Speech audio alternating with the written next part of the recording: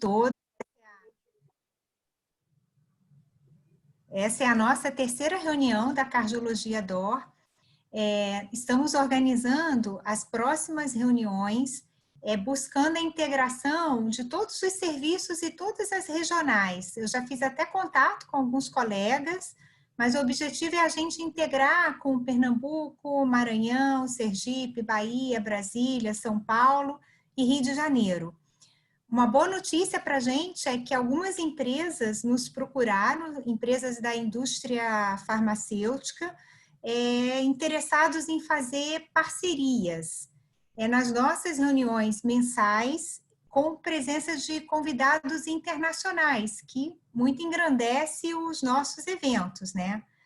E a reunião de hoje, como a Angelina falou no início, e as outras, nós estamos gravando. Ainda não disponibilizei o link para vocês, porque eu ainda não recebi da equipe de marketing da rede, mas as nossas reuniões irão para um canal da Cardiologia DOR, dentro do canal do YouTube da rede DOR. E aí, para a reunião ficar de uma forma mais fácil a gravação, a Angelina já desligou o áudio e o vídeo de todos vocês, só dos palestrantes e do moderador que está habilitado, mas após as palestras, apresentações, nós iremos habilitar de novo o áudio e o vídeo. Então, isso facilita e melhora a qualidade da gravação. Assim que eu tiver o link das anteriores, eu já compartilho com todos vocês no grupo. Hoje, a nossa reunião é uma reunião paulista, né? Várias pessoas já me falaram, uma reunião só tem palestrantes, moderador, todo mundo de São Paulo, mas a próxima com certeza vai estar mais integrada.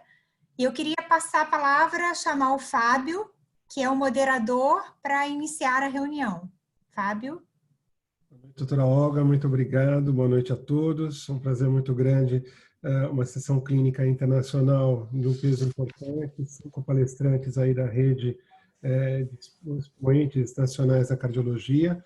Hoje a gente vai contar aí com o professor André Feldman, que é coordenador aqui em São Paulo da cardiologia, da mesma forma, o Dr. Guilherme Arruda, doutora Ariane Macedo, coordenadora do Jabaquara, Dr. Vinícius Teves, da hemodinâmica de vários hospitais, do Hospital São Luís do Morumbi, do Hospital Brasil, e o Dr. Renato, que pediu desculpas, está num outro meeting e deve entrar daqui a pouco. O Dr. Renato Lopes é professor associado da Duke University e é também coordenador científico da rede, vai poder também nos brindar com uma palestra importante sobre o estudo Augustus. A gente vai iniciar, então, com 10 minutos para cada um dos palestrantes. O doutor André começa, vai falar um pouquinho para nós sobre o estudo Voyager, PED, e na sequência a gente dá andamento 10 minutos. No final da apresentação de todos, a gente vai abrir para as perguntas. Caso os colegas queiram ir colocando no chat as perguntas de forma pontual, eu também vou anotando, para que se tiver mais de uma pessoa com o mesmo tipo de dúvida, a gente conseguir abreviar no final. Então, André, se puder começar. Acho que precisa compartilhar o... Perfeito. Muito bem. Deixa eu só pôr em modo apresentação. Todos veem em modo apresentação? Sim? Faz um joinha. Então, tá bom. Então, vamos lá. A gente vai falar um pouquinho sobre o estudo Voyager, um estudo extremamente importante, vocês vão entender por quê. É um estudo apresentado pelo professor Mark Bonaca, da Universidade de Colorado, nos Estados Unidos, né? E ele vem endereçar aí os olhos para um ponto importante, que é justamente um ponto que a gente tem muita dúvida. O paciente com doença arterial periférica crônica, se vocês observarem, olha só o risco de evento que esses pacientes apresentam logo após um procedimento de revascularização, quer seja ele através da via percutânea ou a intervenção cirúrgica. Então, esse é um grande problema, como tratar esses pacientes nessa fase inicial, logo depois da revascularização, existe uma ascensão grande, número de eventos bem importantes, muitas, mortalidade de 4%, necessidade de amputação, conversão para cirurgias maiores, ou seja, comorbidades e eventos bem graves. E o que se faz após esse tipo de conduta? Após a revascularização percutânea ou cirúrgica, a recomendação de diretriz hoje, se a gente for ver no primeiro mês, ainda é fraca, 2A para dupla antiagregação plaquetária, aspirina e clopidogrel. No caso da intervenção percutânea, e cirúrgica somente monoterapia antiplaquetária como 2B. Apesar dessa recomendação estar em diretriz, de onde vem esse conceito? Infelizmente, de um único estudo de 10 anos atrás, que não mostra realmente grande benefício desse tipo de conduta. Ou seja, os dados que nós temos hoje para como tratar esses pacientes são muito frágeis e esse tema ainda demandava um estudo bem grande nesse sentido. Qual que é o objetivo do estudo? Então, o objetivo do estudo é pacientes com doença arterial periférica que seriam submetidos a alguma intervenção do tipo revascularização cirúrgica ou intervenção percutânea, que seriam randomizados para 2 grupos. Um grupo somente aspirina, depois do procedimento, outro grupo dupla terapia, aspirina mais rivaroxaban 2,5 2 vezes ao dia. Para avaliar o quê? Eventos isquêmicos e também segurança entre os 2 grupos.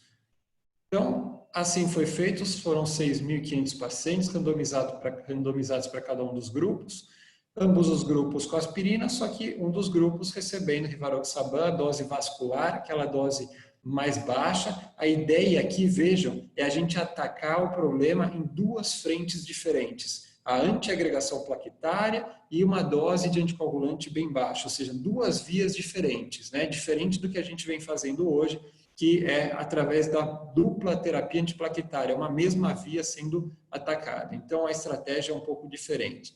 E randomizado com 3.200 pacientes aproximadamente para cada um dos grupos, um follow-up de aproximadamente 3 anos, para um estudo randomizado, intenção de tratar. O que é importante a gente salientar? Os pacientes, na sua condição basal, estavam muito bem tratados, 80% deles com estatina, tomando inibidor de ECA, prevalência de doença arterial coronária de 30% em ambos os grupos, as características basais eram completamente similares entre os 2 grupos, sem grandes diferenças, e os pacientes muito bem tratados.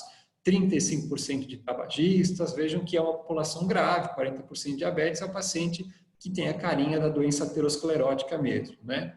E qual que foi o desfecho primário? Então, o desfecho primário que a gente teve no estudo era composto por isquemia aguda de membro inferior, ou amputação de causa vascular, ou infarto do miocárdio, AVC e morte cardiovascular, ou seja, a combinação desses desfechos. E aí, a gente teve 19,9% no grupo placebo e o grupo rivaroxaban mais aspirina, 17,3%, mostrando uma redução de 15% com significância estatística a favor do grupo rivaroxaban 2,5 mais aspirina, ou seja, redução de evento isquêmico. Esse é o endpoint primário, o endpoint de eficácia, combinação desses eventos, e quando a gente vai analisar, o que mostra para a gente aqui, que é bem interessante, ao longo dos primeiros 2, 3 meses, a gente já vê uma divergência entre as curvas que continua crescendo, essa divergência vai se expandindo ao longo dos anos, né? Ao final de 3 anos, a gente vai ver que a curva continua distanciando e divergindo uma em relação à outra. Tanto que o NNT ele vai diminuindo progressivamente ao longo do follow-up. De 65 para 50 para 39, vale a pena a gente lembrar que quanto menor o NNT, maior o benefício da intervenção em relação ao grupo controle. Então, as curvas divergindo, inicialmente já nos primeiros meses, então um resultado bem interessante. Esse resultado, um desfecho composto, atingiu o endpoint primário, foi dirigido principalmente por o quê? Principalmente por redução na isquemia aguda de membros inferiores. Esse foi o principal endpoint que mostrou benefício a favor do grupo rivaroxaban mais aspirina, tá? a gente comenta um pouquinho sobre esse endpoint. Por outro lado, a gente tem que lembrar que o grupo controle era somente aspirina e o grupo intervenção, aspirina mais um anticoagulante. Então, não existe, o Renato sempre fala isso, não tem free lunch, né? Você está dando 2 fármacos, é esperado que exista um aumento de sangramento. O que a gente tem que ver é qual é a gravidade ou a magnitude desse aumento. Então, critério time maior ou ISTH lá no canto direito da tela, aumento sim de sangramento no grupo Riva mais aspirina, o que era esperado, né? O ponto principal em termos de sangramento grave, como intracraniano, sangramento fatal, isso sim não houve diferença entre os grupos. E é isso que importa na hora da gente pesar o risco-benefício da intervenção. E é justamente o que a gente traz. Quando eu tenho que pensar que não tem free lunch, ou seja, a gente vai fazer uma intervenção e vai ter um preço a se pagar, a gente tem que ver se vale a pena pagar esse preço, né? Então, o que a gente previne de evento isquêmico em relação ao que a gente causa de evento hemorrágico, tem um desbalanço importante, ou seja, a prevenção de 6 eventos isquêmicos para levar a um evento hemorrágico, ou seja, um desbalanço favorável à prevenção de evento isquêmico bem interessante. Como conclusão desse estudo, o que a gente vê? Conclusão que a dupla inibição, através de rivaroxaban 2,5 2 vezes ao dia, mais aspirina versus aspirina, significantemente reduz o risco a favor do grupo Riva mais aspirina, principalmente de isquemia aguda de membro, né? Esse risco ele é precoce e ele é contínuo ao longo do tempo. Por outro lado, ele aumenta o sangramento. Então, é interessante a gente pesar qual é o benefício, qual é o paciente que mais vai se beneficiar desse tipo de intervenção. Só para a gente discutir um pouquinho o resultado que a gente teve aqui e a gente tentar ver o contexto onde a gente encontra o Voyager. Só para a gente lembrar, a gente já teve essa dose, esse cenário testado no estudo COMPASS, mas sem o paciente da intervenção, o paciente clínico, vascular e no grupo da doença arterial periférica, um benefício enorme a favor da rivaroxaban mais aspirina na mesma dose. É um cenário um pouco diferente, não tinha intervenção, e agora o Voyager traz a mesma resposta, o mesmo desenho, um desenho muito semelhante, no cenário da intervenção de revascularização de um membro. Então, vem complementar os dados que a gente já tinha do COMPASS e reforçar os dados que a gente tinha do COMPASS também. E vejam que o que a gente nota aqui é um benefício marcante a favor desse grupo, quando a gente compara ao que ele incrementa de risco. Então, existe uma discrepância do benefício e, eventualmente, do risco que a gente está correndo. E um questionamento que poderíamos fazer é o seguinte: poxa, mas a redução foi dirigida principalmente pela oclusão arterial aguda, ou isquemia aguda do membro. Mas esse tipo de evento é importante. Uma analogia que o autor faz aqui, olha só, é o que para o cardiologista seria um infarto agudo. Para eles, a isquemia aguda é o infarto agudo, né? Então, é uma situação onde a intervenção, o tempo é músculo, a intervenção precoce faz toda a diferença. Existe toda uma mortalidade atrelada a esse tipo de evento que é realmente importante. Tanto complicações, MEIs, taxa de amputação. Então, para eles, né, para o vascular, essa intercorrência realmente ela é impactante do ponto de vista prático. Então, reduzir esse tipo de evento, sim, é importante do ponto de vista clínico. Eu mostrei para vocês o que a gente tinha até hoje, a dupla inibição antiplaquetária como recomendação na intervenção percutânea, a monoterapia após a cirurgia aberta e provavelmente esses dados que hoje a diretriz trazem, eles devem ser alterados nas próximas diretrizes, principalmente após o resultado desses 2 estudos, no cenário pós-intervenção Voyager, numa fase mais estável COMPASS, a gente tem ao longo dessas 2 fases resultados bem impactantes que podem ajudar a gente tratar melhor os pacientes. Bem rapidinho, Fábio, mais 30 segundos para a gente terminar aqui, uma subanálise de pacientes que tomaram clopidogrel. 51% dos pacientes tomaram clopidogrel, tripla terapia, AS clopidogrel, Riva 2,5, 12 em 12, e o outro grupo sem clopidogrel. E eles compararam esses grupos. Veja só que adicionar clopidogrel não traz benefício nenhum em termos de redução de isquemia, com clopidogrel ou sem clopidogrel, nenhum benefício em termos de magnitude de redução isquêmica. Por outro lado, o grupo com clopidogrel teve mais eventos de sangramento. Ou seja, a gente tem que realmente saber usar a dupla inibição, uma em cada via, na dose certa, para a gente não levar o risco do paciente em excesso e maximizar a redução de isquemia. Essa é a grande mensagem que o Voyager trouxe para a gente. Obrigado pela atenção, depois a gente vai ter um tempinho para discussão.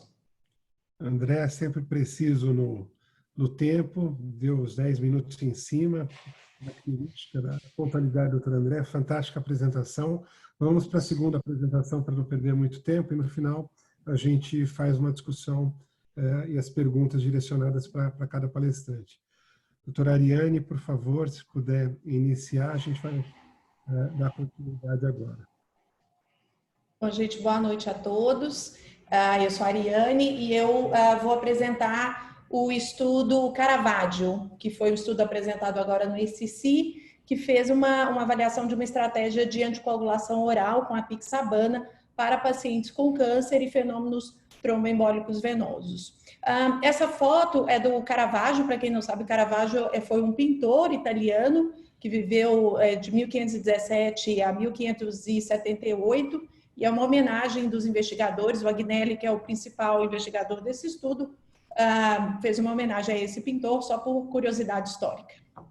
Bom, a gente sabe que existem vários fatores de risco para trombose nos pacientes oncológicos, que varia de acordo com o tipo de câncer, com o estágio da doença, após o tratamento, após o início do diagnóstico do câncer, e também vários esquemas terapêuticos aumentam o risco de trombose nesses pacientes.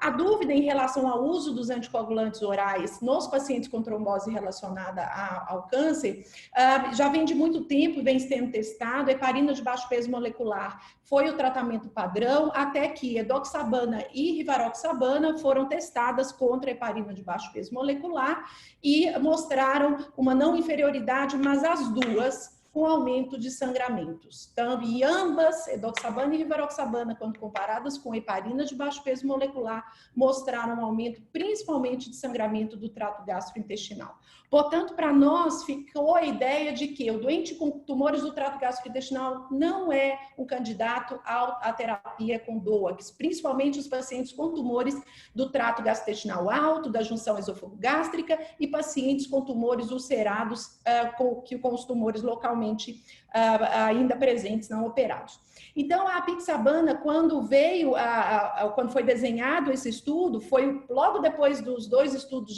que eu já comentei, o SELECT-D e o ROCSAI-VT, e eles fizeram com uma proposta audaciosa de mostrar uma não inferioridade. O estudo foi desenhado para mostrar uma não inferioridade em relação à heparina de baixo peso, mas já havia uma suspeita de que a apixabana talvez não sangrasse tanto o trato gastrointestinal como os outros dois agentes orais. E foi isso que foi testado nesse estudo. Então, como eu já disse, existe uma limitação do uso dos agentes anticoagulantes orais diretos nos pacientes de muito alto risco de trombose, que são os pacientes com tumores do trato gastrointestinal. Então, o Caravaggio, o desenho do estudo foi um estudo de tratamento, foi um estudo randomizado, aberto. Veja que eu estou comparando uma droga oral contra uma droga injetável, então não seria ético fazer uma aplicação de placebo subcutâneo nesses doentes, principalmente em doentes oncológicos, e todos os estudos foram abertos em relação aos braços de tratamento para tratar pacientes com trombose venosa proximal ou embolia pulmonar em pacientes com câncer. Depois eu vou detalhar um dado que é interessante desse estudo, que o diagnóstico de câncer pode ser câncer ativo, ou seja, doentes em tratamento oncológico, tomando quimioterapia, mas também pacientes que já vinham do seu tratamento e que terminaram o tratamento há 6 meses. Isso faz muita diferença no dia a dia, porque o manejo de um paciente em quimioterapia, com as complicações que acontecem durante a quimioterapia, é diferente de um doente já em remissão ou já com seu tumor controlado. E nesse estudo foi incluído os dois perfis de pacientes. Então, os pacientes eram com trombose confirmada, trombose venosa profunda ou embolia pulmonar, eram divididos para 2 braços, um braço com apixabana na dose de 10 miligramas 2 vezes ao dia por 7 dias, o outro braço da daltaparina 200 unidades por quilo 1 vez ao dia por 30 dias, que é o tratamento padrão, e depois os pacientes ficavam ou com daltaparina ou com apixabana 5 miligramas 2 vezes ao dia por 6 meses e havia um período de observação de 30 dias após o término do estudo. Então, como eu já disse aqui, mais um detalhe interessante, tinha que ter TVP confirmada, embolia pulmonar confirmada, mas também embolia pulmonar incidental, aquele achado frequente de pacientes que vão fazer uma investigação, ou, perdão, uma estratificação do seu tumor e acham uma trombose venosa ou embolia pulmonar. A gente trata esse doente do mesmo jeito que um paciente com trombose sintomática. Então, vejam que eles limitaram esse achado de trombose incidental para 20% dos pacientes do estudo, mostrando que eles queriam pegar um perfil de paciente mais grave, com mais trombose sintomática ou embolia pulmonar sintomática. Um outro detalhe em relação ao perfil dos pacientes eram que, como eu disse, eram pacientes com câncer ativo, poderiam ter com essa história de câncer, né? Então, e eles limitaram também esse perfil de pacientes para 20%, então a grande maioria dos pacientes eram pacientes em tratamento com câncer ativo, e eles restringiram 2 perfis que são muito importantes, que eram pacientes com leucemia aguda, pacientes com tumores primários do sistema nervoso central e com metástase cerebral. Então, quando a gente for pensar no grupo que usou a apixabana, a gente tem que lembrar que esses doentes são doentes difíceis de mexer, na prática não foram incluídos tumores cerebrais primários. Os critérios de inclusão não tem nada que diferencie muito dos outros estudos, mas eles tiraram as quimioterapias que eram fortemente indutoras ou inibidoras da CYP3A4 e da glicoproteína P. Olhando a tabela suplementar, eles não excluíram as quimioterapias mais utilizadas no dia a dia. Então, eu acho que isso não é um ponto para a gente ressaltar como um erro, ou uma limitação do estudo. Porque a gente olha o resultado, a gente vê que isso não foi tão relevante. E o desfecho? Foi um estudo desenhado para não inferioridade, para recorrência de trombose venosa profunda e embolia pulmonar no período do estudo. Todos os estudos de tratamento de TEV, o desfecho é recorrência. E como desfecho maior de segurança, o sangramento maior, que é com uma definição diferente do ISTH, é um pouquinho parecida, mas tem essa definição da agência europeia, que tem algumas características um pouco diferentes. Em relação à hipótese, como eu disse, a apixabana é não inferior à daltaparina, foi desenhado para isso. E qual foi o perfil dos pacientes? Então, vejam que a grande maioria dos pacientes a maioria dos pacientes com embolia pulmonar, com ou sem trombose venosa profunda, a grande maioria sintomático, né, 80% com sintomas, aquelas tromboses acidentais, elas foram reduzidas, quase 97% dos pacientes com câncer ativo, então, paciente com histórico de câncer foi diminuído, então, bem da nossa prática do dia a dia, pacientes com plaquetas baixas, abaixo de 100 mil, um número pequeno, e destaco aqui pacientes que estavam em tratamento quimioterápico durante o estudo, quase 60% dos pacientes. Então, realmente, um grupo bem significativo. E aqui a grande novidade que esse estudo trouxe é o grande percentual de pacientes com tumores do trato gastrointestinal. Então, eles não só avaliaram esse desfecho de sangramento, como incluíram em número significativo esses pacientes que são realmente os de maior risco na nossa prática de sangramento e de trombose. E quais foram os resultados? Resultado primário de eficácia, a apixabana foi não inferior à daltaparina em relação ao desfecho de recorrência de tromboembolismo venoso, com um P de 0,01 de não inferioridade e um P de 0,08 para superioridade, mas o desenho do estudo foi para não inferioridade, então a gente vê o intervalo de confiança aí passando pelo 1, mostrando uma não inferioridade. E aqui, o momento que todos esperávamos, quando a Agnelli apresentou o estudo, era sangramento maior. Então, pela primeira vez no estudo de DOAC contra heparina, a gente não vê um aumento significativo de sangramento maior e não vemos um aumento de sangramento do trato gastrointestinal em um estudo que 20% dos pacientes eram de tumor do trato gastrointestinal. Portanto, uma grande diferença para nós na prática da cardio-oncologia. Os outros desfechos secundários de recorrência, dividindo esses desfechos, a gente vê que precocemente essa curva já se separa, com um benefício grande em relação à apixabana, o mesmo em relação ao sangramento maior, um pouquinho mais tardio, que essas curvas se separam. Portanto, o que a gente conclui desse estudo é que cumpriu o seu objetivo primário, que era mostrar uma não inferioridade à daltaparina em pacientes com câncer, com trombose associada a câncer em vigência de tratamento. Pela primeira vez nos trials de DOAC, não houve aumento de sangramento maior, particularmente em tumores do trato gastrointestinal, e achados desse estudo hoje permite, ainda não está nas diretrizes para essa aprovação, porque nem deu tempo, foi muito rápido a publicação desse estudo no New England, no ACC, mas provavelmente a apixabana vai ser mais uma opção terapêutica, se juntando a edoxabana e a rivaroxabana como possibilidade de tratamento para o paciente com trombose relacionada ao câncer. Aqui é uma comparação entre os 3 estudos, não uma comparação direta, óbvio, a gente não pode fazer, mas principalmente uma comparação em relação ao desenho, ao número de pacientes. Vejam que dos 3 estudos publicados é o que tem o maior número de pacientes. Destaco aqui uma coisa que eu já comentei, que é o fato de não ter paciente com tumores cerebrais, tá? Então é o único que não tem, mas que permitiu a inclusão de pacientes com tumores do trato gastrointestinal, que é uma grande novidade para a gente. Bom, então era isso que eu queria trazer. Depois a gente vai ter uma sessão de perguntas e respostas, a gente pode discutir um pouco mais sobre esse estudo que é tão importante. Obrigada a todos. Ariane, parabéns pela apresentação, pela didática, excelente, muito bom. Já temos perguntas para o final também para o Caravaggio. Vamos à sequência, então, com o Dr. Guilherme, que vai falar um pouquinho para a gente sobre o Twilight. Guilherme, quando você estiver pronto, podemos iniciar. Boa noite, todos veem a tela? Ok. Sim. Boa noite, obrigado pessoal. Então a gente vai dar início à apresentação do Twilight Complex Study, que foi apresentado aí no ACC pelo professor Dangas, ele é do Mount Sinai, de Nova York.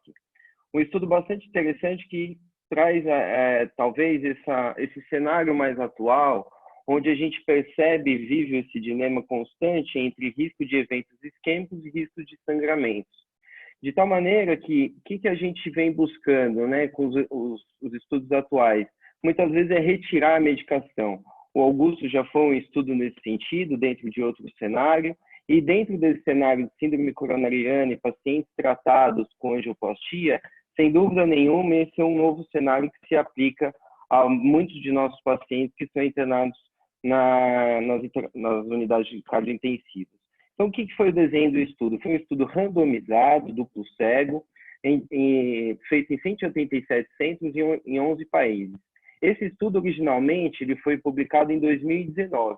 Então, a gente está olhando aqui um cenário particular desse estudo. Qual seria esse cenário? Aqueles pacientes mais complexos, que a gente vai definir mais à frente quais foram os critérios que eles utilizaram. E dentro de 9.006 pacientes inscritos, 2.900 foram selecionados por estudo, com 3 meses de terapia, ou seja, ele tomando AS de Ticagrelor, aqui havia um divisor de águas. Esse paciente ou permanecia com aspirina, ou senão ele ia para o braço de Ticagrelor com placebo. E o que se buscou analisar? Sangramento e eventos isquêmicos. De tal forma que os critérios que foram usados para a seleção desses pacientes foram os critérios clínicos e os critérios angiográficos. Dentro dos critérios clínicos, a gente tem idade, ou seja, população mais idosa, acima de 65 anos, o gênero feminino, troponina positiva, já uma doença vascular definida, ou por infarto prévio, doença arterial obstrutiva periférica ou revascularização do miocárdio, diabetes tratado ou um clearance rebaixado, abaixo de 60. E pelos critérios angiográficos, uma doença multivascular, uma lesão-alvo com stent acima de 30 milímetros, trombo na lesão-alvo, lesão de bifurcação com mais de 2 stents, lesão de tronco acima de 50% ou DA proximal e lesão calcificada com necessidade de aterectomia. Importante destacar que o critério de exclusão foi em fato com supra de ST, além de angioplastia de resgate, necessidade de anticoagulação ou necessidade de nova revascularização. Então, portanto, na inclusão desse estudo, a gente tinha um critério clínico e um angiográfico. Os métodos dele para definir uma angioplastia complexa, o que ele trouxe para nós? Mais de 3 vasos tratados, uma extensão de stent acima de 60 milímetros, bifurcação com 2 stents, uso de dispositivo para aterectomia, lesão de tronco, ou pacientes já revascularizados que necessitaram de intervenção, ou oclusão arterial crônica. E o desfecho? O desfecho primário foi relacionado a sangramento, usando o critério de Bach, entre o momento 0 e 12 meses da randomização. Sendo que o endpoint secundário foi morte por todas as causas, infarto não fatal, AVC, 12 meses após a randomização. Então, a gente tem aqui o desenho completo do estudo, dentro do cenário de randomização no pacientes complexos, 2.342 pacientes, sendo que o braço com placebo, 1.158 pacientes, versus aquele braço de aspirina com ticagrelor de 1.184 pacientes. No grupo não complexo, a gente tinha o placebo com ticagrelor em 2.397 pacientes versus 2.380 naquele grupo com aspirina. E o que a gente encontra das características desses pacientes? Vou destacar aqui vocês alguns pontos mais importantes. Você vê que a gente tinha uma alta taxa de anemia, 20% de pacientes com anemia. A gente sabe que isso é um critério para definirmos maior risco de sangramento para esses pacientes. 63% desses pacientes dentro de um cenário de síndrome coronariana aguda, 15% desses pacientes revascularizados prévios. Isso definindo a população analisada. Dentro dos critérios angiográficos, a gente tinha um número de vasos tratados de 1,6 versus 1,2 para aquele cenário não complexo e uma alta incidência de oclusões crônicas, 20% de lesões de bifurcação. Então, trata-se realmente de uma população com uma complexidade maior, tanto do ponto de vista clínico como do ponto de vista angiográfico. Então, aqui a gente demonstra ainda todas as características mais importantes em relação a angioplastia complexa. Destaco aqui aos senhores a questão da malha de stent implantado, acima de 60 milímetros, praticamente metade dos pacientes, acima de 3 vasos tratados, em torno de 30% dos pacientes. E o que foi encontrado? Dentro daquele endpoint primário estabelecido, o que a gente tem? Critério de sangramento, BARC 2, 3 ou 5. Quando a gente compara nessa curva aqui, o paciente usando ticagrelor com aspirina, versus essa curva vermelha tracejada de ticagrelor com placebo, a gente tem uma incidência muito inferior em relação ao sangramento. Ou seja, suprimir a UAS do tratamento traz benefício do ponto de vista de sangramento.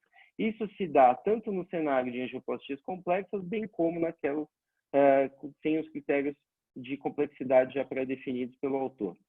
Pela análise de intenção de tratar, dentro do cenário do critério BARC 3 ou 5, que são os cenários mais graves, lembrando que 5 sangramento fatal, esse cenário se reproduz de maneira igual, onde temos que, suprimindo a AS do tratamento, a gente tem uma incidência muito menor de sangramento, trazendo um perfil maior de segurança dentro desse contexto. Ou seja, até o presente momento, a gente tem que um cenário sem o AS após 3 meses de tratamento nos traduz em menor risco de sangramento. Quando analisamos esses resultados sob a ótica de todos os critérios de sangramento já estabelecidos, seja ele BARC, TIME, GUSTO ou IES-TH, também a gente tem esse mesmo cenário se reproduzindo versus naquele grupo tratado apenas com placebo sem aspirina, isso se reproduziu em todos os critérios. Agora, dentro do endpoint secundário, o qual comentei, o que nós temos? Dentro do cenário morte, infarto ou AVC, o que a gente mostra? Dentro do cenário complexo, de angioplastias mais complexas, isso foi igual. Ou seja, retirar o AS do tratamento desses pacientes depois de 3 meses não acarretou em desfecho de segurança aqui, ou seja, a gente não teve mais morte, a gente não teve mais infarto, não teve mais AVC. Isso se deu nos dois cenários, tanto das angioplastias complexas e das não complexas. Isso se traduz aqui de maneira mais categorizada, que morte cardiovascular, infarto AVC foi 3,6 no grupo que tratou com placebo, versus 4,8 naquele grupo que ficou com aspirina. Ou seja, tem uma incidência menor pela análise pré-especificada. Morte por todas as causas, 0,9 versus 1,5, ou seja, também não houve diferença. AVC ou trombose discente, que seria talvez o grande medo dos hemodinamicistas.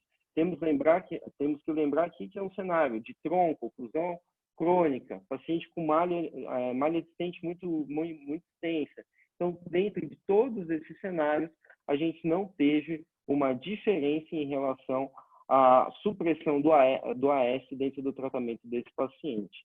Tudo isso aqui se traduz desse mesmo cenário, comparando o cenário de angioplastia complexa versus a não complexa, são as reproduções dos números absolutos, onde a gente teve um critério de segurança em relação à suspensão da aspirina dentro desse cenário. Então, assim, como mensagem que fica para casa, a gente tem que lembrar que esse cenário se reproduz cada vez mais nos dias de hoje. É muito comum você associar síndrome coronariana em pacientes idosos. Então, você tem uma segurança maior em retirar o AS dentro desse cenário. Então, pacientes submetidos a angioplastia complexa, a terapêutica do ticagrelor em monoterapia após 3 meses foi associada a menor risco de sangramento, sem aumentar o risco de eventos isquêmicos, que é muito positivo dentro do cenário atual. Então, eu acho que isso vem para corroborar com diversos outros estudos, onde a gente está tentando redução de dose, onde a gente está tentando diminuir a terapia. Antes era triplo, hoje em dia a gente vai para uma dupla. Muitas vezes a gente consegue reduzir dentro do cenário utilizar proposto pelo paciente. Então, a gente consegue individualizar muito melhor a conduta para esse paciente. É muito importante destacar que o critério de exclusão desse estudo foi infarto com supra. Então, isso não é um cenário reproduzível para aqueles pacientes que nós tratamos após o infarto com supra de ST. Também é importante lembrar que a gente, como é um ensaio clínico, ele foi testado com o uso do ticagrelor. Então, a gente não tem nenhum estudo que corrobora essa ação ou com o clopidogrel ou com o prasugrel, que são os outros antiagregantes disponíveis no mercado para esse cenário. Então, de maneira bem sucinta, a gente consegue estabelecer que o AS, dentro desse cenário, após 3 meses, foi bastante seguro para esse paciente. É isso aí. Muito obrigado, pessoal. Muito bom, Guilherme. Parabéns pela apresentação. Um assunto muito importante. Resumiu muito bem esse cenário de dupla antiagregação plaquetária. Depois a gente vai ter a oportunidade de discutir já também perguntas interessantes sobre o tema. E a gente vai partir agora para uma atualização do estudo popular de TAV. Vamos ter a oportunidade de uma das maiores referências do Brasil no assunto, que é o Dr. Vinícius Esteves. Vinícius, quando você estiver pronto. Boa noite, obrigado, Fábio, pela apresentação. Está me escutando bem? Sim, sim. Bom, esse é mais um estudo que vem trazer à discussão essa questão de buscar um equilíbrio entre eventos tromboembólicos e eventos hemorrágicos e a terapêutica ideal, mas ao contrário do que o Guilherme falou agora em termos de coronária, o André falou e a própria Ariane, nós vamos falar um pouco de terapia transcatéter. Então, o estudo Popular é um estudo conduzido por um grupo holandês, e na verdade contou com 9 centros europeus entre Bélgica, Holanda e República Tcheca. É um estudo randomizado, multicêntrico, como eu disse, né, e trata realmente do sistema de terapia antitrombótica em pacientes submetidos a TAV. É um assunto bastante comum, eu acredito que a maioria de vocês tenha encaminhado já um paciente para TAV que tinha indicação de anticoagulação prévia e depois do procedimento ficaram naquela discussão com o hemodinamicista, né? Mas e agora? Eu tiro o anticoagulante e entro com terapia dupla com esse clopidogrel? Deixo só com o anticoagulante, troco o anticoagulante ou associo o anticoagulante com aspirina ou clopidogrel? Ou seja, uma dúvida bastante frequente. Então, Ele faz uma introdução falando um pouquinho sobre as possíveis complicações, as variações das taxas de complicações em TAV, contando com os primeiros estudos nos pacientes de extremo alto risco, mostrando aí taxas muito altas de sangramento de 15% a 20% e AVC de 8%. As taxas não são essas hoje em dia, né? E é muito importante destacar que os pacientes com fibrilação atrial correspondem a aproximadamente 30% dessa população que é submetida a TAV. Então fica essa questão sobre o grupo de maior risco para eventos tromboembólicos e tentar balancear isso com a questão do sangramento. Os pacientes com fibrilação atrial têm essa necessidade de fazer anticoagulação, geralmente são pacientes idosos, visando reduzir o risco de AVC e de outros eventos tromboembólicos, mas eu tomei a liberdade de deixar em vermelho essa outra frase do autor, em que ele destaca um ponto importante. Em terapia antiplaquetária, em associação anticoagulante, pode reduzir eventos tromboembólicos após TAV, mas aumentar sangramento. E é interessante ressaltar que as diretrizes atuais, nesse cenário, são baseadas em opiniões de experts e sugerem um antagonista da vitamina K como monoterapia ou em combinação com aspirina ou clopidogrel. Nesse cenário, nós tivemos já um estudo publicado há uns 2 anos atrás, o estudo Galileu, que testou a associação de rivaroxabana com aspirina e, de uma forma muito surpreendente, ele foi interrompido de forma precoce pelo Comitê de Segurança por apresentar tantos eventos hemorrágicos quanto isquêmicos. Então, esse grupo desenhou esse estudo, tentando comparar a anticoagulação oral de forma isolada ou como monoterapia ou em associação com clopidogrel por 3 meses após o procedimento. E ele dividiu num desfecho primário de superioridade em relação a menores taxas de sangramento na anticoagulação de forma isolada, como monoterapia, e 2 desfechos secundários com margem de não inferioridade. O primeiro deles, um composto de eventos tromboembólicos, como mortalidade cardiovascular, AVC, infarto periprocedimento e sangramentos, e agora associado a sangramento, como sangramento não relacionado a procedimento, e um desfecho secundário também de não inferioridade só de eventos tromboembólicos. Incluiu pacientes que já faziam uso de anticoagulação prévia por qualquer outro motivo, a maioria deles por FA, obviamente, e já vai a primeira informação aqui de que não incluía ou excluía os pacientes de acordo com o tipo de anticoagulante, e excluíam pacientes que tinham sido submetidos à angioplastia coronária percutânea recentemente, por motivos óbvios, por gerar justamente essa dúvida que o Guilherme suscitou agora há pouco de uma provável terapia tripla. Então, os pacientes que tinham feito angioplastia prévia, que também corresponde a 25%, 30% da população pré-TAV, eles eram excluídos. Esse é o desenho do estudo. Então, ele é a corte B do Popular, ele tem a corte A, onde está comparando com terapia antiplaquetária dupla. E nós tivemos aí 326 pacientes, 164 para o lado de monoterapia e 162 para o grupo de terapia dupla.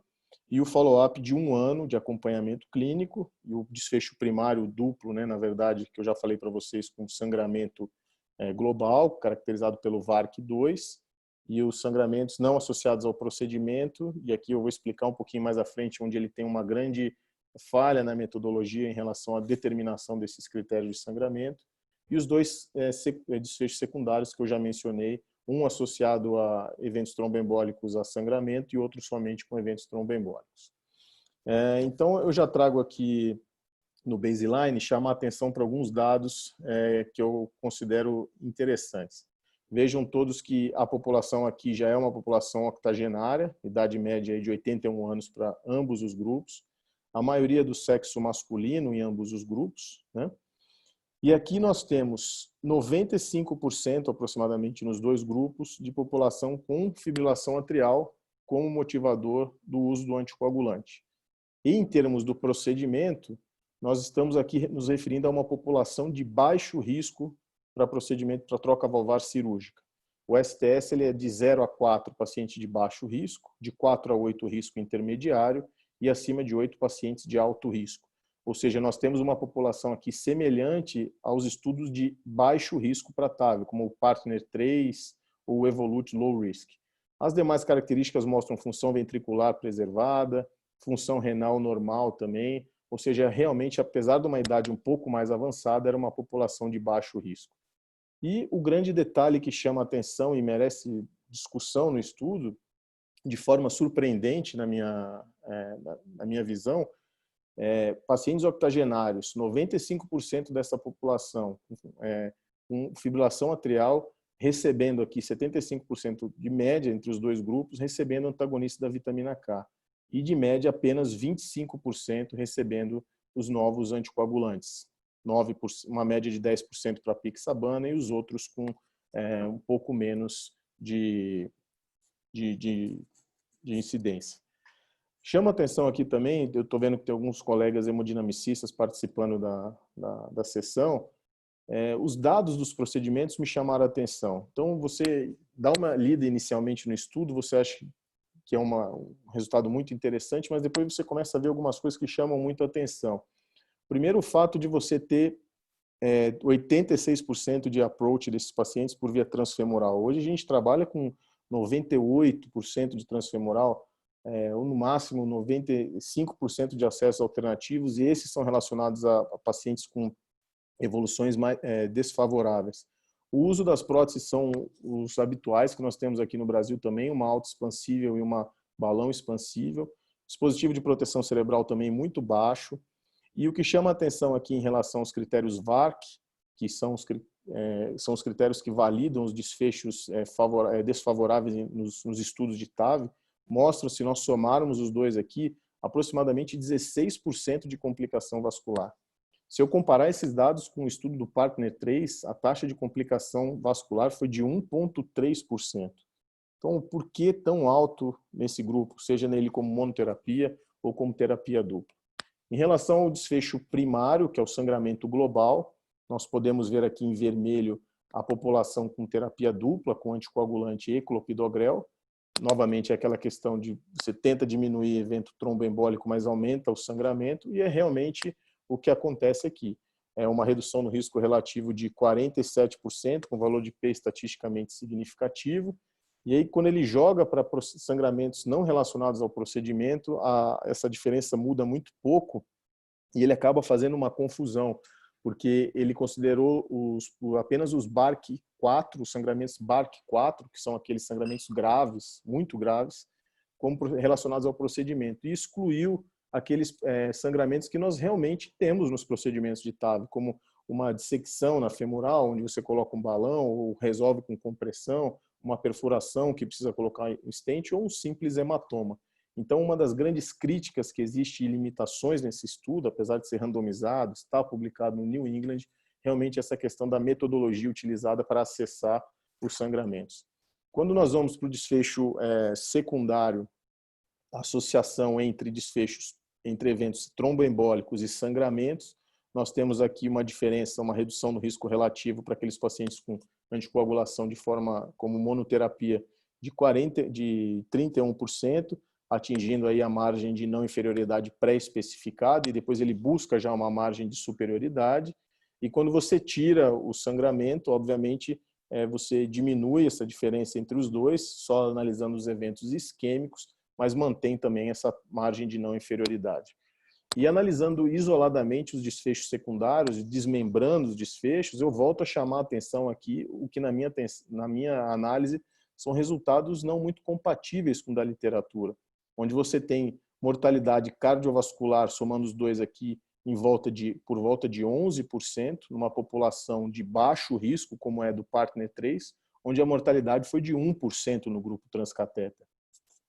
E o que chama a atenção aqui na parte dos eventos isquêmicos também, uma taxa de AVC em torno de 5,5%, enquanto no Partner foi de 1,5%.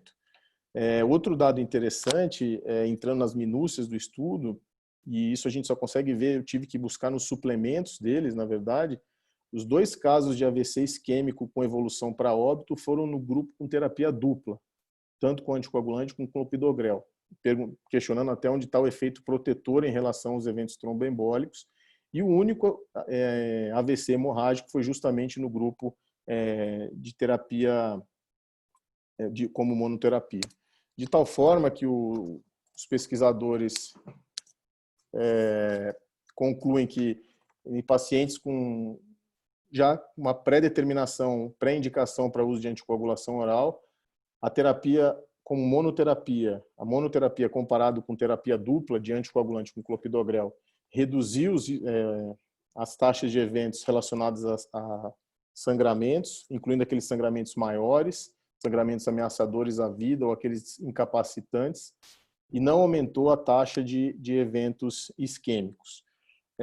Fazendo uma comparação com o Galileu provou que rivaroxabana em associação com aspirina, e isso é uma coisa até que o Renato sempre fala muito sobre essa associação e vai voltar na discussão, não trouxe a resposta que nós esperávamos. O Popular também comprovando que os anticoagulantes como monoterapia, sem pré-especificar qual anticoagulante, sendo que 75% deles utilizaram vitamina K, sem controle de TP comprovado, isso é uma coisa que não está descrito, sangra mais, sem elevar o risco tromboembólico. E o que nós temos de novos estudos agora para sair é o Atlantis, que deve sair em 2 anos, mais ou menos, que fala justamente sobre o uso da apixabana em comparação com a terapia antiplaquetária dupla com aspirina e clopidogrel. Era isso, Fábio. Parabéns, Vinícius. Muito bom, excelente. Um estudo também que vai causar uma boa discussão. Agora a gente tem a presença do professor Renato. O professor Renato vai nos brindar aí com o tema do estudo Augustus. Renato, bem-vindo. A gente tem 10 minutos aí para a apresentação falar um pouquinho dos dados apresentados no ACC, correspondentes ao Augustus, e depois a gente vai abrir para perguntas num período que a gente está prevendo até por volta das 9 horas da noite. Então, 10 minutos de apresentação e, na sequência, a gente abre para perguntas. Boa noite, Renato. Boa noite, De Luca. Boa noite a todos. Desculpem eu só poder juntar agora. Como eu havia comentado no grupo, né, da rede, teve uma palestra muito interessante agora na Academia Nacional de Medicina, lá no Rio. Obviamente foi virtual, e eu fui convidado de honra da sessão, então eu não tive como sair. O pior é que o pessoal não acabava, e aí eu só estou podendo juntar agora. Então, desculpa, De Luca e todos, por estar somente juntando agora. Eu vou apresentar aqui, então, uma subanálise que foi apresentada na sessão de Lay Breaking do ACC. Foi uma sessão muito interessante, porque ela realmente se juntou com outras análises e outros trials importantes.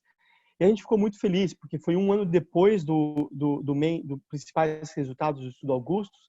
E nesse um ano, a gente conseguiu ter 8 publicações, todas em revistas de fatores de impacto acima de 10, 6 lay breakings, clinical trials presentation. Então, acho que isso mostra a importância do estudo, que mesmo, além de ter tido várias apresentações depois da principal, mesmo depois de um ano, a gente ainda conseguiu um lay breaking no ACC virtual, de uma análise que eu considero muito importante, que é por quanto tempo a gente mantém a aspirina para pacientes pós-infarto ou pós-angioplastia.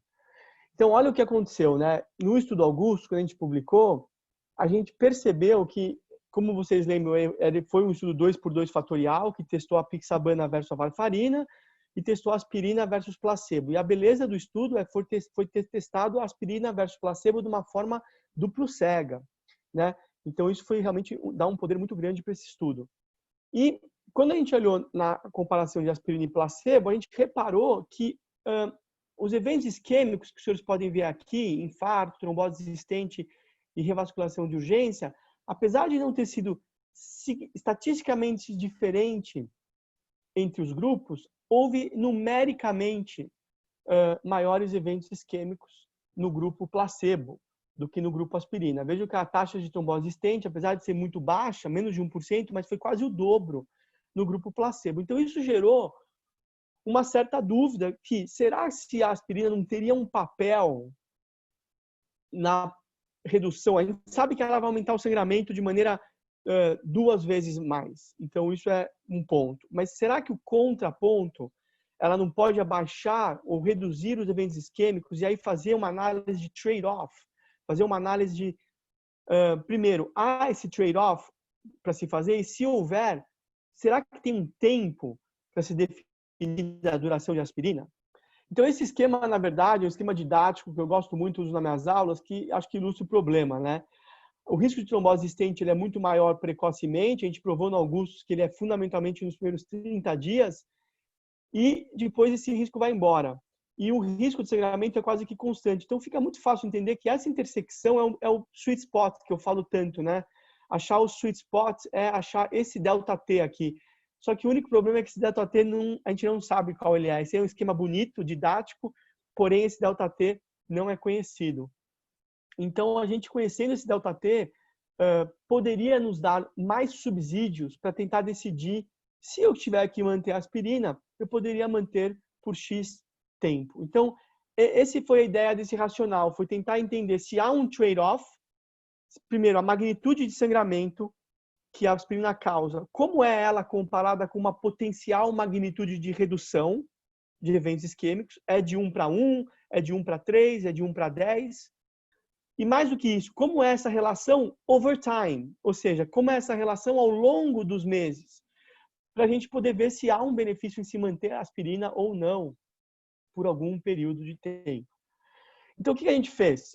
A gente acabou criando desfechos de isquemia e desfechos de sangramento. Por quê? Porque não dá para você comparar um sangramento fatal com um infarto periprocedimento leve, né? Que a troponina dá uma subidinha e desce.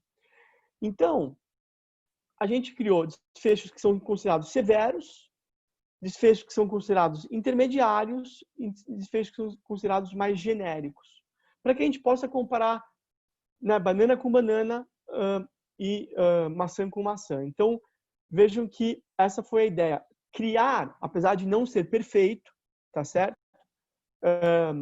Até porque o que pode ser um sangramento maior, o peso que pode ser um sangramento maior para o Deluca pode ser menor para mim, pode ser menor para o doente, né? Então, isso varia muito entre médico e médico, entre paciente, para o FDA, por exemplo. Mas tem coisas que a gente tem que concordar, né? Um sangramento fatal, intracraniano e um maior, são sangramentos graves, né? Então, a gente aglomerou esses desfechos, criou essas categorias de desfechos para fazer as análises. E aí, vejam que interessante, a gente dividiu em primeiros 30 dias, que foi o que a análise de trombose existente mostrou, e depois de 30 dias. E vejam que nos primeiros 30 dias, quando eu olho em sangramento do lado esquerdo, a aspirina aumenta sangramento em todos os tipos de eventos, seja eles graves, moderados ou leves.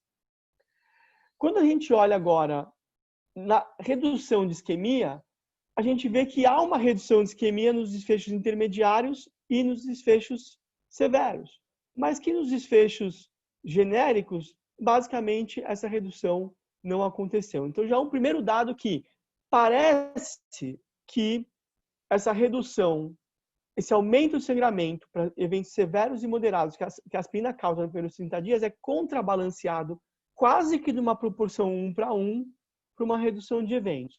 Mas vamos ver isso em maiores detalhes. Bom, depois de 30 dias, olha o que interessante que acontece. A aspirina continua aumentando o sangramento em todos os tipos de desfecho, seja eles sangramentos graves, moderados ou severos à esquerda. Mas olha agora o que acontece com a redução do evento isquêmico. Ela não existe. Ou seja, à direita, depois de 30 dias, a aspirina só está dando o risco e não está dando mais nenhum benefício em qualquer que seja a categoria do desfecho isquêmico. Quando a gente olha em desfechos severos, porque vamos então agora focar no que realmente importa. Nos primeiros 30 dias, olhem que interessante, a aspirina causa um aumento de sangramento, claramente, comparado com o placebo, mas na mesma proporção, numa relação de 1 para 1, ela basicamente reduz eventos isquêmicos importantes, como trombose, de-stent, infarto, AVC e morte cardiovascular. Então, é uma relação quase que de 1 para 1 no primeiro mês. Então, se eu mantiver a aspirina, eu vou ter um benefício isquêmico. Mas exatamente igual, eu vou ter um risco de sangramento. Quando eu olho depois de 30 dias, olha que interessante as curvas. O risco de sangramento é enorme com a aspirina, mas agora aquele benefício isquêmico que ela potencialmente deu nos primeiros 30 dias vai embora do lado direito da curva, aqui do gráfico, conforme a gente pode ver. Então, é um dado de extrema importância que agora nos mostra que, sim, a aspirina pode ter um benefício que é contrabalanceado por um risco de sangramento na proporção de 1:1, mas é só no primeiro mês. Depois do primeiro mês, a gente só está dando risco para o doente e não está dando nenhum benefício. De modo que, de novo, os efeitos gerais do estudo, a conclusão do nosso estudo foi essa, que continua aplicando-se que a maior parte dos doentes, na hora da alta, a gente pode parar a aspirina e ir só com o clopidogrel e a apixabana, por exemplo. Esse é o estudo geral, né? O resultado geral do estudo. Mas agora a gente tem dados para aquele doente de maior risco, aquele doente que teve uma angioplastia complicada, aquele paciente que chegou com baita supra, aquele doente que teve lesão bifurcada, que teve múltiplos stents, que teve lesão calcificada, que teve no reflow.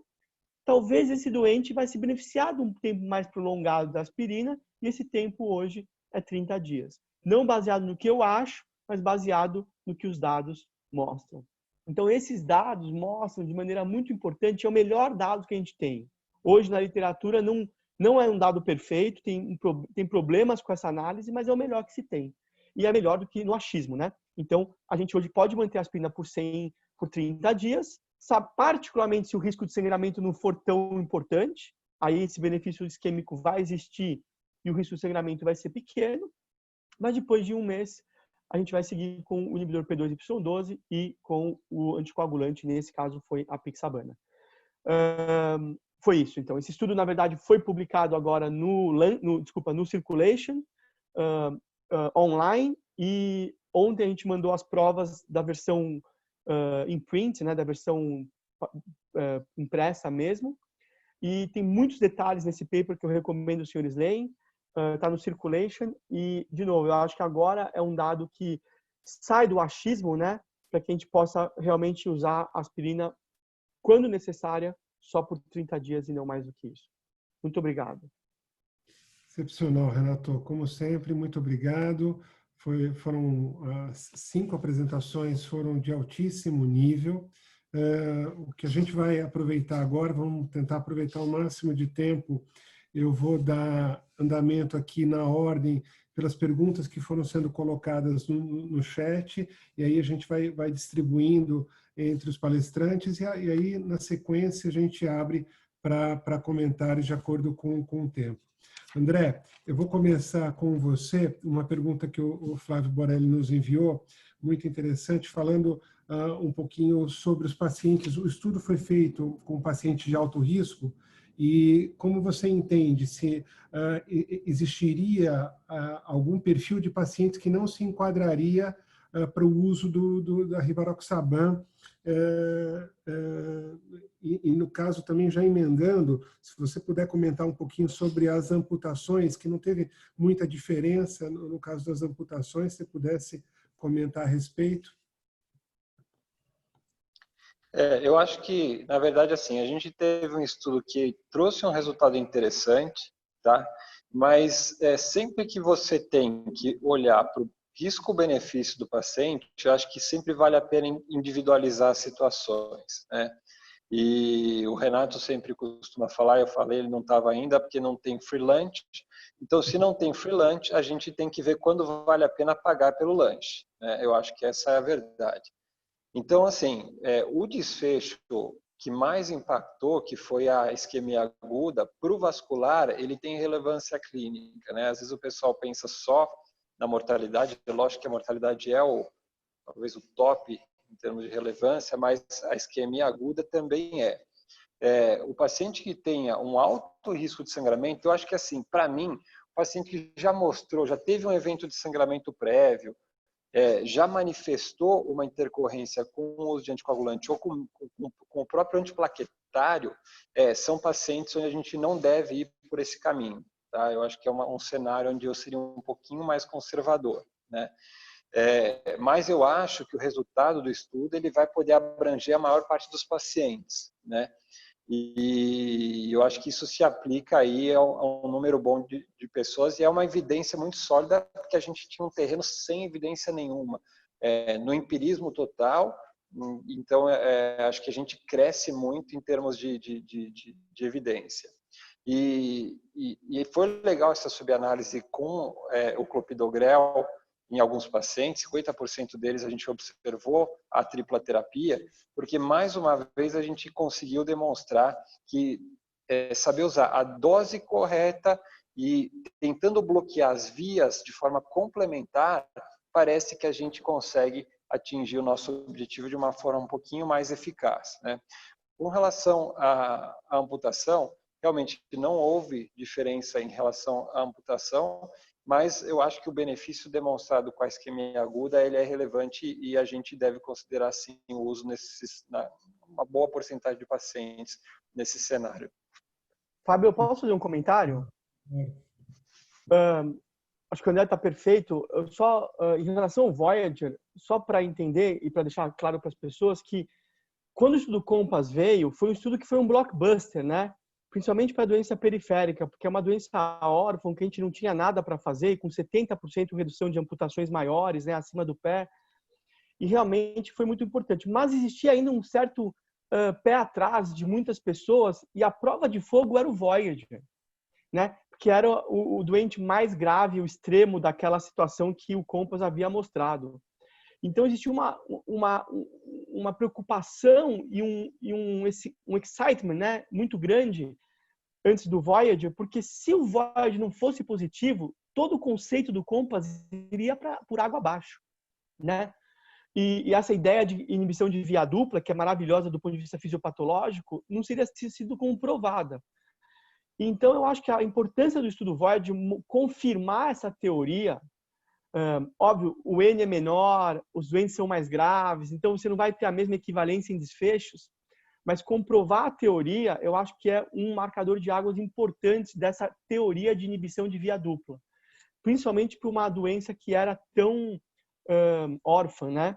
E para mim, a apresentação mais importante do que a principal foi a análise do clopidogrel, porque 50% dos pacientes usaram clopidogrel, tenho certeza que o André comentou isso na apresentação dele, e na análise de subgrupo que eles também apresentaram lá no ICC, eles mostraram que adicionar o clopidogrel não teve benefício isquêmico nenhum e só aumentou o sangramento. Então, de novo, confirmando aquela ideia do sweet spot de less is more, ou seja, menos drogas, mas mais adequadas nas doses e no sinergismo entre elas é muito melhor do que só somar drogas, que é o conceito que a gente tinha 10, 15 anos atrás.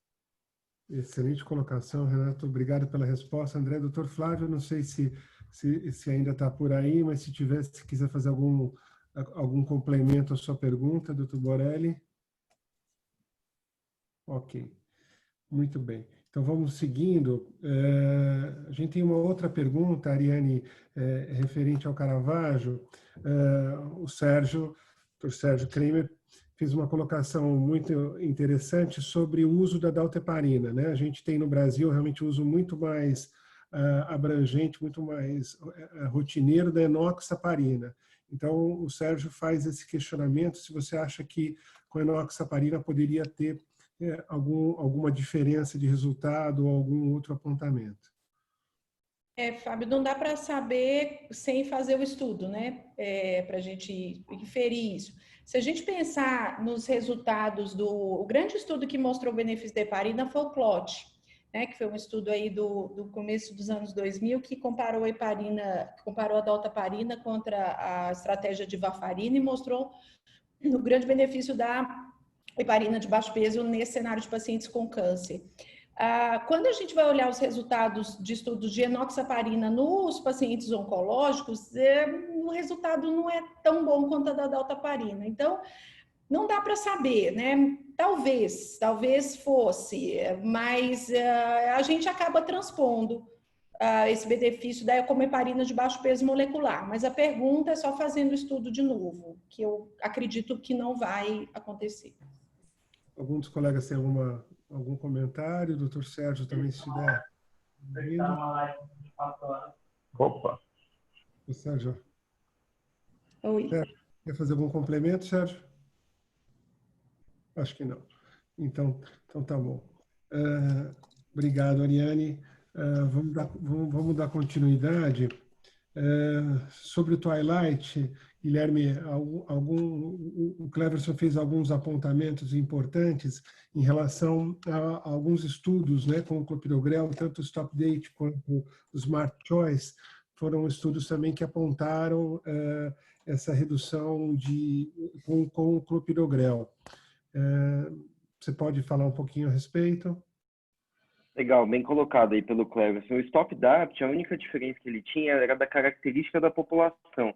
Era uma população de mais baixo risco quando comparado com o Twilight. Basicamente, eram doentes estáveis, angioplastias estáveis. No Twilight, ele já tinha praticamente 60% de pacientes em síndrome coronariana, o que traz muito mais relevância até pelo estudo e mais robustez, porque a gente tem um pouco mais de segurança e os critérios de gravidade desses pacientes do Twilight são até maiores, o que corroboram esse resultado aí da gente poder fazer a retirada do AS, corroborando com essa ideia que o Renato tem falado de menos é mais atualmente, né? Sem dúvida nenhuma, vai nessa linha aí. Perfeito. Só para fazer um comentário adicional, Fábio, existe também uma subanálise em pacientes diabéticos e o resultado também se reproduziu. Com relação a eventos isquêmicos, não houve diferença. E em relação a sangramento, a incidência foi menor após a supressão do AS. Então, esse resultado foi reproduzido dentro desse cenário também. Alguns palestrantes querem fazer algum comentário a respeito? Ok. Deixa eu só perguntar, não sei se o Dr. Flávio comentou que acho que o áudio dos colegas está bloqueado. Doutora Olga, a senhora acha que a gente abre para todo mundo interagir?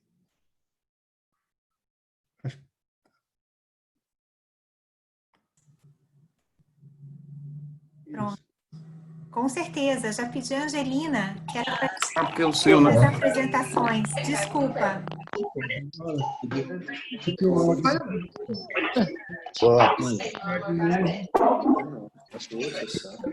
Então, aí no áudio, Flávio Borella. Eu não achei tão legal. Esse é o problema do áudio ligado. Deus, é uma das melhores servas. Ela não é o que está no copo dela, não.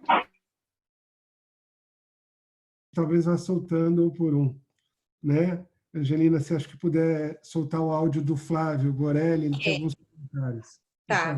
Uhum.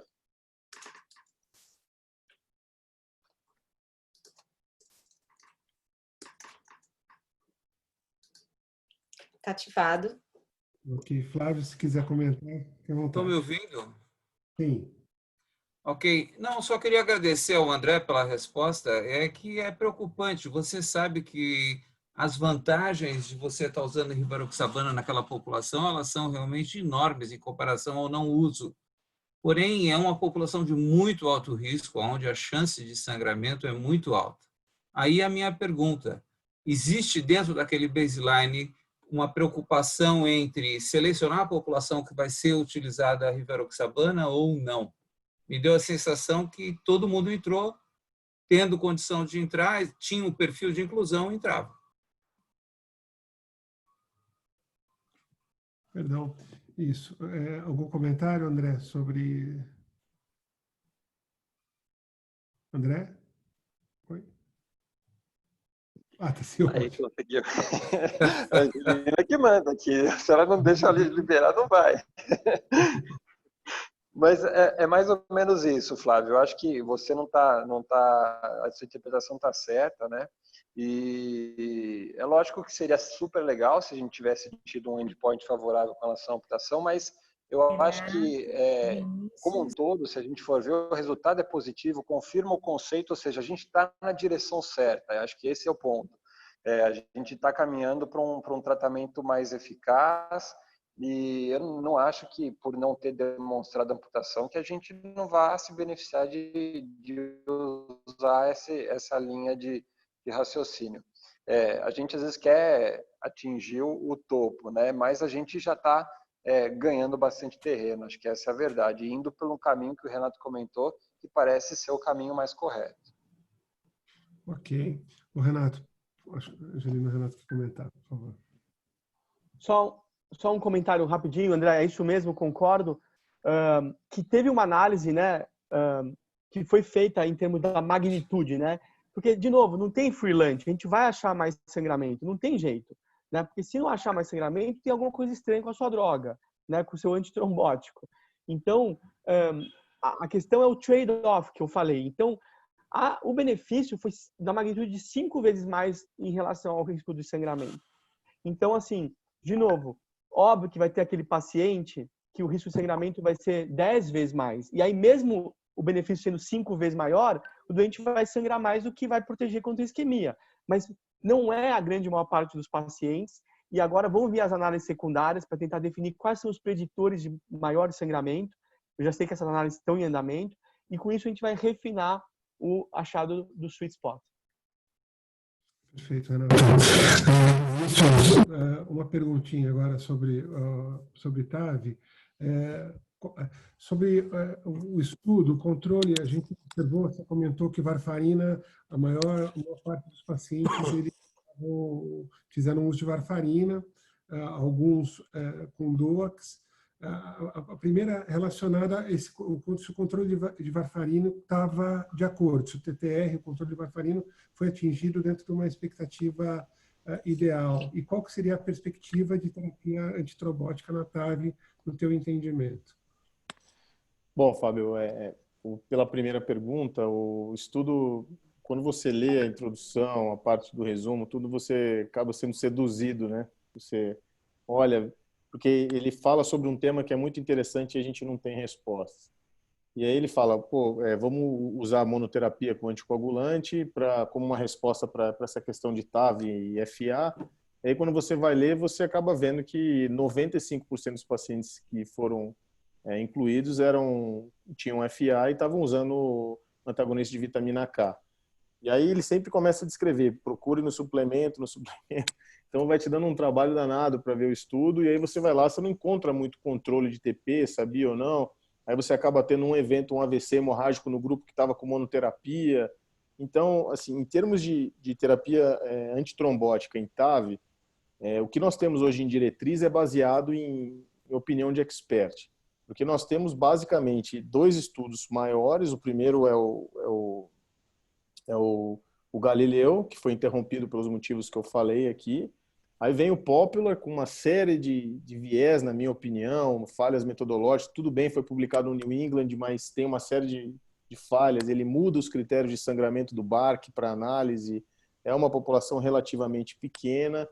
E o que nós temos agora é que no final de maio termina o período de acompanhamento de endpoint do desfecho primário do Atlantis.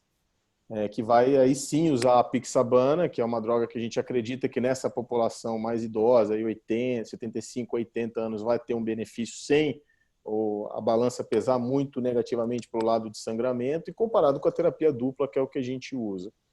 Então, eu acho, isso é uma opinião pessoal, o caminho vai ser com os DOACs, para esses pacientes que precisam fazer anticoagulação. Mas a rivaroxabana foi testada de forma errada, em associação com a aspirina. O Popular não focou em nenhuma droga. Então, o primeiro estudo que a gente vai ter uma resposta mais concreta se os DOACs realmente são a saída para esse subgrupo vai ser o Atlantis. Então, é tudo baseado em opinião de expert e prática do dia a dia. Não dá para a gente ter uma conclusão. O que eu acho assim, o paciente não tem indicação de anticoagulação, vamos manter com terapia dupla com AS clopidogrel. E se ele tem, aí vamos pesar, né? Risco-benefício de sangramento. Terapia tripla de forma alguma, terapia dupla com aspirina me parece que não é o caminho, e talvez manter com DOAC vai ser a solução. Renato, você quer comentar alguma coisa? Algum dos nossos palestrantes, doutor Olga? Não, acho que é isso mesmo, e o Atlantis vai ser interessante porque ele vai, o Galileu só excluiu pacientes com FA, né? E o Atlantis tem pacientes que têm FA e que não têm FA, então a gente vai ter essa análise estratificada, porque eu acho que são pacientes diferentes, né? Os pacientes com FA e os sem FA. Então, acho que do mesmo jeito que a gente, hoje eu considero a doença arterial coronária com FA diferente da sem FA, em como eu manejo, eu acho que no TAV é muito possível que a FA tenha um papel importante na decisão da terapia antitrombótica. Então, a trans vai ser bem importante esse ano. Perfeito. A gente está próximo, temos mais 5, 4 minutos aí até as 9 horas. Se alguém tiver algum comentário, o pessoal da Hemodinâmica pode sinalizar no chat, a gente pede para abrir o áudio.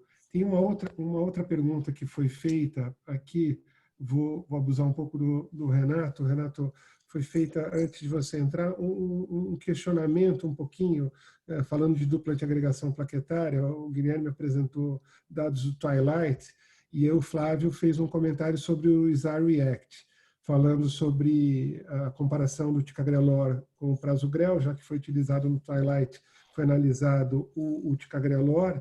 E aí, um questionamento que ele fez para o Guilherme, e aí eu estou estendendo para você, os dois podem opinar, sobre se, no caso, vocês optariam por a manutenção do clopidogrel ou se tiver o prasugrel, a opção seria o prasugrel. Então, ficou esse questionamento aqui na pergunta do Flávio. Flávio também, acho que se puder deixar o áudio dele liberado, se ele quiser fazer algum complemento na questão dele. Guilherme? Pois, Fábio, acho que são estudos diferentes, né, nesse caso. O ISAR teve uma outra proposta, são drogas equivalentes. O ISAR trouxe um resultado bastante surpreendente em relação ao que todos esperavam. E acho que vale a pena... O pessoal está me ouvindo? Acho que deu uma travada aí, não? Não, pode falar. Agora já voltou. Legal. Então, acho que o ISAR foi, retomando aí, né? Uma proposta diferente, um desenho diferente, um resultado surpreendente, que trouxe um resultado superior ao ticagrelor, que todos não estavam aguardando. Mas, sem dúvida nenhuma, assim, o que a gente tem do desenho do Twilight, a droga testada foi o ticagrelor dentro desse cenário. Agora, transpor esses dados, o ideal seria com um novo estudo, usando a droga prasugrel, e não o ticagrelor, né? O meu único comentário seria, Fábio, em relação ao ISAR-REACT-5, né? Esse é um estudo que tem uma série de limitações. Esse é um estudo muito complicado, né? Desde a sua concepção, desde o seu funding, desde o desenho, desde a maneira como as drogas são comparadas, porque não foi uma comparação de drogas, foi uma comparação de estratégias, né? Vamos dizer assim. Porque os labels, né, de usar o prasugrel é diferente do ticagrelor, não para o supra, mas para os infartos sem supras em genes instáveis, desde a maneira como os eventos foram validados, desde o tamanho da amostra, que é infinitamente underpower para mostrar qualquer coisa. Então, assim, você tem um estudo Triton com 14 mil doentes, você tem um estudo Plato com 18 mil doentes, aí você acha que você vai conseguir resolver uma diferença entre dois agentes melhores do que o clopidogrel com 4 mil? Quer dizer, é muito difícil, né? Então, eu acho que aí a gente começa a cair naquela área onde os tamanhos das amostras começam a gerar falsos negativos e falsos positivos, a gente tem que tomar muito cuidado. Talvez a única coisa que a gente possa tirar é que, tá certo, uma percepção que o ticagrelor fosse melhor do que o prasugrel de maneira errada, porque eles nunca foram comparados cabeça a cabeça, mas pelo benefício da mortalidade que o ticagrelor mostrou e pela ausência do benefício de mortalidade que o prasugrel não mostrou, né, o benefício de mortalidade, existia na cabeça das pessoas que o ticagrelor era uma droga melhor, né? E, de novo, extrapolando, é uma percepção. Então, talvez o que esse estudo faz, na minha opinião, no máximo, olha, vamos pôr o pé no chão que talvez essa percepção não seja real, que talvez essas drogas sejam muito mais semelhantes entre si do que tem uma superioridade monstruosa do ticagrelor em relação ao prasugrel. Mas não extrapolar e achar que o prasugrel realmente é superior ao ticagrelor. Aí eu acho que é forçar a barra um pouco demais. Perfeito. Análise extremamente sensata. Acho que é bem por aí. Doutora Olga, estamos agora com 9 horas. Prosseguimos um pouquinho mais. Tem mais algumas perguntas? Você está no comando. Eu aproveito só para parabenizar todos os palestrantes pelas excelentes apresentações. O comando é seu. Então, tá bom. Então, eu acho que eu vou para uma última pergunta aí para o Vinícius, para o Renato.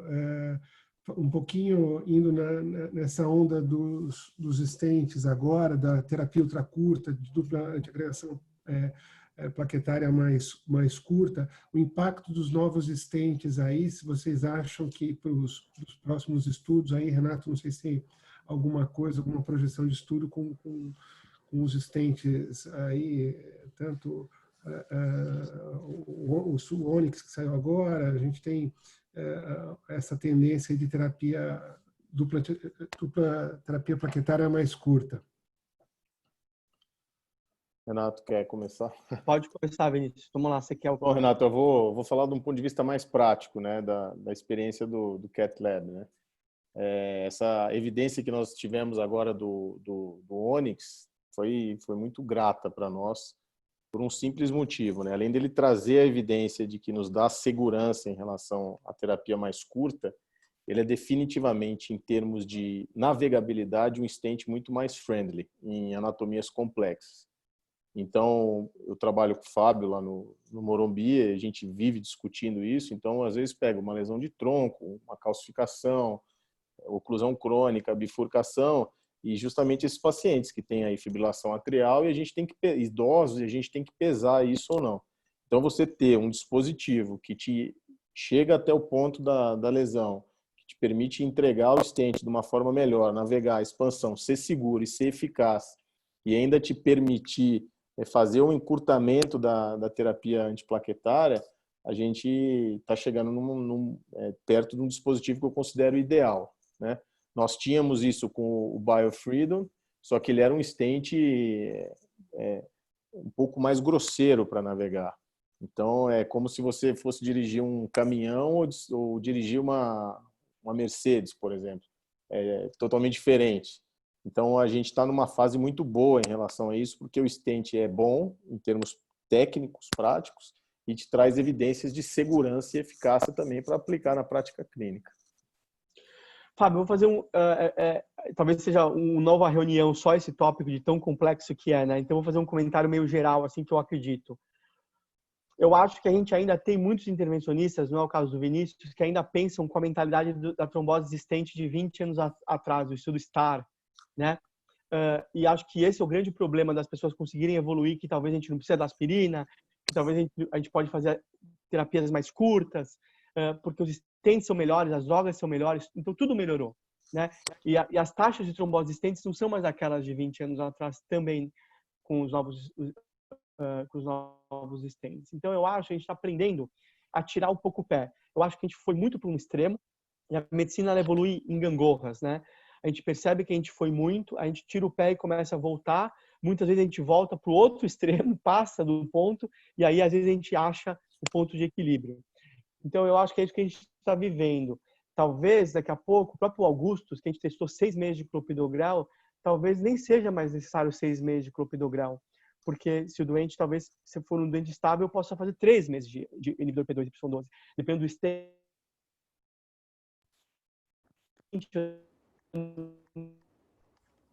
se fazer. Então, eu acho que a gente está caminhando agora para uma era que a gente está tentando achar que o sweet spot da terapia antitrombótica, em termos de combinação e em termos de duração dessa combinação, que faz parte dos 5 critérios que eu defini para a gente achar o sweet spot. Então, eu acho que os stents é uma parte integrante dessa busca dos sweet spots. E, de novo, acho que a gente vai estar refinando isso a cada dia mais, e quando o estudo sair, ele já vai sair quase que desatualizado, porque a gente já vai estar mudando para terapias mais curtas, até eventualmente ser muito curto e falar, opa, foi muito curto. Aí a gente vai chegar no equilíbrio, entendeu? Essa é a minha previsão. Perfeito, perfeito. Bom, da minha parte, mais uma vez, agradeço muito. Vinícius quer? O Vinícius, Angelina, acho que o Vinícius quer.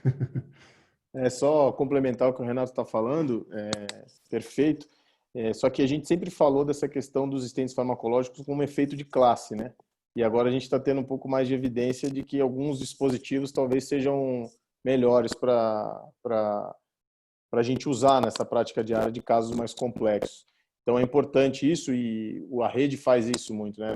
Nos dá essa liberdade de poder ter esses stents de última geração na prateleira, porque esses casos não escolhem hora, né, Fábio? É 2 horas da manhã de um sábado, você tem que estar com o dispositivo lá, porque o paciente chega, ele está tomando anticoagulante, ou ele vai precisar.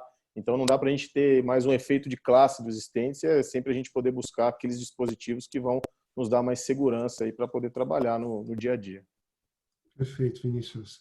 Bom, da minha parte, como era a nossa previsão, foi, acho que, sensacional, uma sessão clínica de altíssimo nível, com 6 palestrantes, como a gente comentou, grandes expoentes da cardiologia.